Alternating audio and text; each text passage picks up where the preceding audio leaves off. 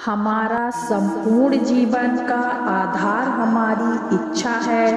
हमारी इच्छाओं के आधार पर ही हमारे कर्म तय होते हैं। क्या यह बात सच नहीं है? एक उदाहरण देता हूँ। मुझे अगर अपनी कक्षा में सबसे अधिक अंक लाने हैं तो मैं क्या करूँगा? निश्चित ही ज़्यादा पढ़ाई करूँगा। अतः यह बात तो स्पष्ट है कि हमारे कर्म हमारी इच्छाओं के अनुसार होते हैं, लेकिन अभी यह बात स्पष्ट नहीं हुई है कि इच्छा हमारे संपूर्ण जीवन का आधार है। कल्पना कीजिए कि एक छोटा सा पौधा सूख रहा है, लेकिन आप तुरंत उस पौधे में पानी डाल देते हैं। कुछ समय बाद वह पौधा वापस ठीक होकर तेजी से बढ़ने लगता है। क्या सिर्फ आपके द्वारा पौधे में पानी डालने से वह बढ़ गया है? नहीं, उस पौधे में जिंदा रहने की इच्छा पहले से थी, इसलिए आपके पानी डालने पर पौधा तुरंत उसे सोख लेता है और अपना विकास जारी रखता है। अगर पौधे में जीवन की इच्छा ही नहीं होती तो क्या वह जिंदा बच पाता? यह बात स्पष्ट होती है कि इच्छा जीवन जीने का आधार है। अतः इच्छाओं के बिना जीवन का कोई अस्तित्व नहीं है। तो क्या सिर्फ इच्छा कर लेने से आपको आपकी मंजिल मिल जाएगी? नहीं, आपके दैनिक जीवन में आपके अंदर सैकड़ों इच्छाएं उत्पन्न होती हैं। क्या वो सभी इच्छाएं पूरी हो जाती हैं? नहीं। लेकिन क्यों? मुझे एक बात बताइए, क्या आप अमीर बनना चाहते हैं? आपका जवाब है हाँ। तो क्या इस पूरी दुनिया में सिर्फ आप ही अमीर बनना चाहते हैं? नहीं, इस दुनिया में अरबों लोग अमीर बनना चाहते हैं, पर कुछ लोग ही अमीर बन पाते हैं। कुछ लोगों की इच्छा पूरी हो पाती है। क्या आपने कभी सोचा है कि क्यों सिर्फ वो लोग ही सफल हो पाए हैं? आप ध्यान से सोचेंगे तो पाएंगे आपको वो मंजिल कभी नहीं मिलती जिसको पाना आपके लिए बहुत अधिक महत्वपूर्ण नहीं है, जबकि आपको वो मंजिल जरूर मिलती है जिसको पाना आपके लिए बहुत महत्वपूर्ण है, जिसके लिए आप पूरी ताकत लगा देते हो। आपके दैनिक जीवन में आपके दिमाग में बहुत इच्छाएं उत्पन्न होती हैं, पर वो तब तक पूरी नहीं होती जब तक वह आपके लिए बहुत अधिक महत्वपूर्ण हैं। अतः यह स्पष्ट है कि जीवन जीने के लिए इच्छा का होना अनिवार्य है। मंजिल को पाने के लिए इच्छा का महत्वपूर्ण होना अनिवार्य है। लक्ष्य निर्धारण। क्या आपने अपना लक्ष्य निश्चित कर लिया है? अगर हाँ, तो आप इस वाणी में बताए गए अगले चरण में जा सकते हैं। अगर नहीं तो रुक जाइए, अपने आसपास देखिए। हर इंसान किसी उद्देश्य को पूरा करने के लिए कुछ कर रहा है। कोई पैसा कमाने के लिए काम पर जा रहा है, तो कोई गिटार सीखने के लिए जा रहा है और कोई गाना गाने का अभ्यास कर रहा है। हर इंसान के पास कोई ना कोई उद्देश्य है। अपने माता और पिता को देखिए। आपकी माता आपके लिए खाना पका रही हैं क्योंकि उसका लक्ष्य है कि आप भूखे ना रहो। आपके पिता नौकरी पर जा रहे हैं ताकि आपकी ज़रूरतें पूरी हो सकें। वह दोनों काम कर रहे हैं ताकि वो और आप खुश रहो। उनके आसपास काम करने का यही लक्ष्य है। अगर उनके पास काम करने का कोई लक्ष्य नहीं होता तो क्या वह काम करेंगे? नहीं। अतः एक बात स्पष्ट समझ लो कि बिना किसी उद्देश्य के कोई कार्य नहीं करता है। अतः आपको स्पष्ट लक्ष्य अभी बनाना होगा। आप एक स्पष्ट लक्ष्य कैसे बनाएंगे? मुझे आपकी सहायता करने दो। मुझे सिर्फ इतना सा बताइए कि वो ऐसा कौन सा काम है जिसको करने के बाद आपको खुशी मिलती है। माफ़ कीजिए, मुझे अपनी क्वालिफ़िकेशन मत बताइए, मुझे इसकी ज़रूरत नहीं है। मैं आपको उदाहरण देकर समझाता हूँ। क्या आपको गाना गाने का शौक़ है, या फिर आपको गिटार बजाना पसंद है, या आप खाने के शौकीन हैं, या क्या आपको वीडियो देखना पसंद है, या आपको मूवीज़ देखना पसंद है? ऐसा भी संभव है कि आपको कोई दूसरा काम करना अधिक पसंद है, तो आप अपने दिमाग में उसी को रखें। आपको जो भी काम करना पसंद है उसी को आपको अपना लक्ष्य बनाना चाहिए।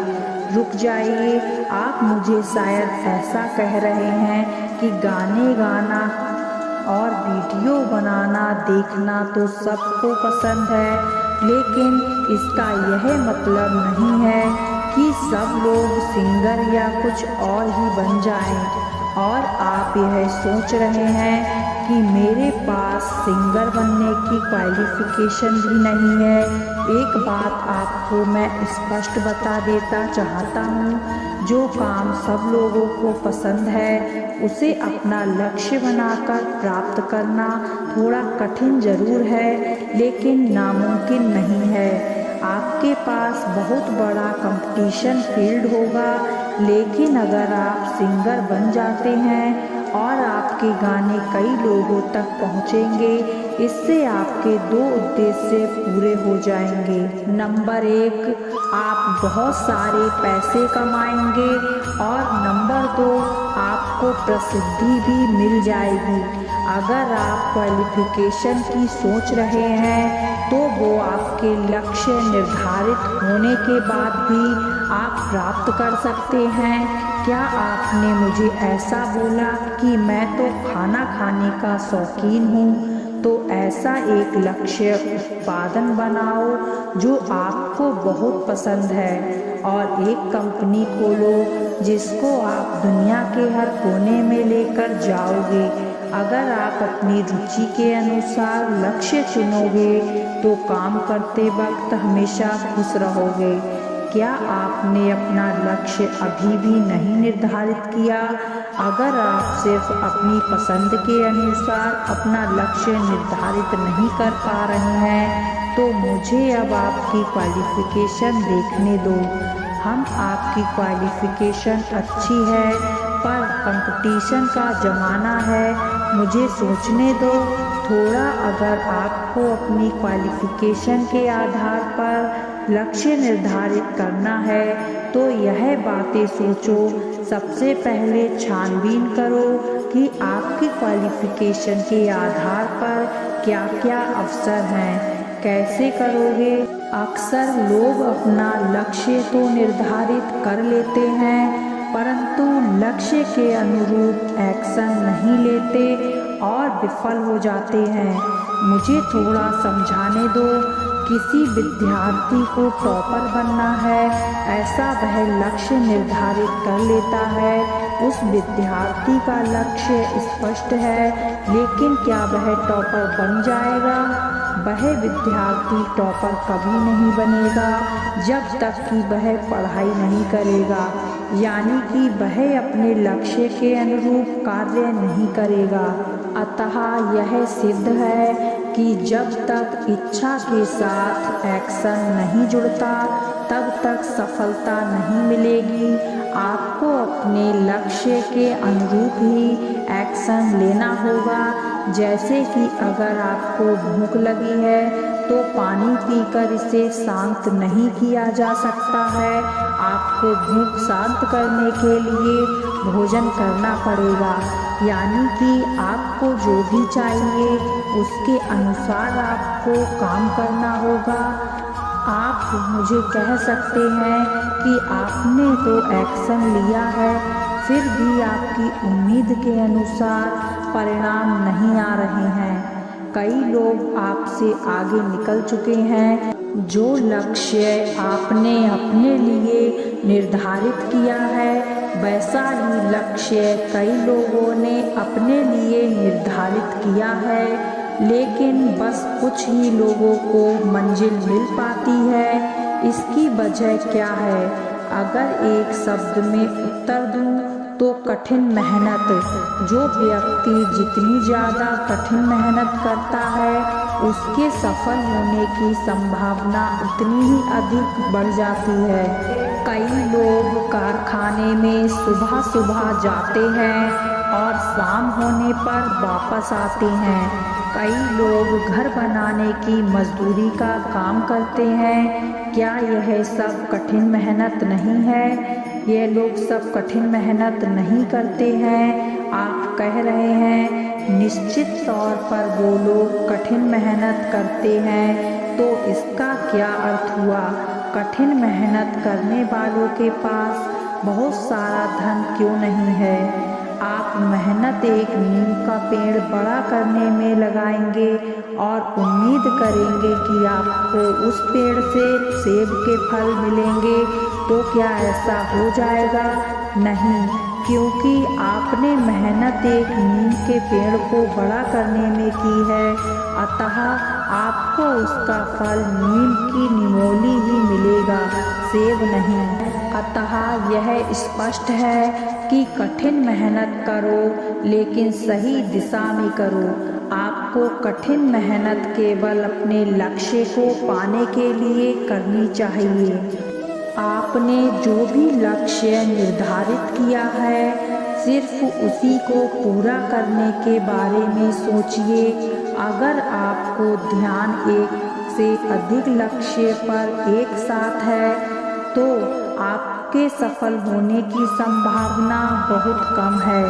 जब आप सिर्फ एक लक्ष्य निर्धारित करते हैं, तो आपका दिमाग हर तरह से उस लक्ष्य को पूरा करने की कोशिश में लग जाता है। इस अवस्था में आपका दिमाग एक ही लक्ष्य पर एकाग्रित हो जाता है। अब आप कल्पना कीजिए कि आप एक तैरती हुई नाव में खड़े हैं। आपको एक साथ दो द्वीप दिखाई देते हैं। आपको कोई बताता है कि एक द्वीप पर सोने से भरा हुआ एक बक्सा रखा हुआ है और दूसरे द्वीप पर चांदी से भरा हुआ बक्सा रखा हुआ है, तो आप क्या करेंगे? क्या आप एक साथ दोनों द्वीपों से वह बक्से उठा लेंगे? नहीं, आप पहले एक बक्से को उठाएंगे, इसके बाद दूसरा उठाएंगे। अर्थात आप दो लक्ष्य एक साथ पूरे नहीं कर सकते। पहले आपको एक लक्ष्य पूरा करना होगा, इसके बाद दूसरा लक्ष्य पूरा करना होगा। अतः एक समय में एक ही लक्ष्य रखें, यही तो एकाग्रता है। एक समय में सिर्फ एक लक्ष्य पर अपना पूरा ध्यान लगाना। अगर आपको सफल होना है, तो आपको एकाग्रचित रहना ही पड़ेगा। क्या ऐसी कोई विधि है जिससे आप अपनी एकाग्रता बढ़ा सकते हैं? हाँ, मैं आपको बताऊंगा। आप यह कैसे करेंगे? अपने कमरे के किसी ऐसे कमरे में चले जाइए जहां आपके सिवा कोई नहीं हो। आपके कमरे का माहौल शांत होना चाहिए, कोई भी आवाज़ नहीं होनी चाहिए। कमरे के फर्श पर एक साधारण दरी बिछा दीजिए। आपके कमरे की लाइट्स बंद कर दें और उसी साधारण दरी पर बैठ जाएं। अब अपनी आंखें बंद कर दें। अपने श्वास को महसूस करना शुरू करें। कब श्वास अंदर आती है और कब बाहर जाती है, सिर्फ यह ध्यान से महसूस करें। बस इतना ही।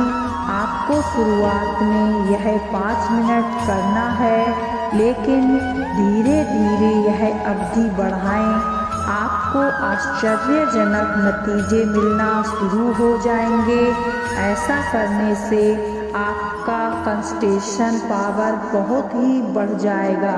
तो अगर आपको हमारी वीडियो पसंद आई है तो इसे एक लाइक ज़रूर करें और हमारे चैनल को सब्सक्राइब करें और प्रेम से बोलें राधे राधे।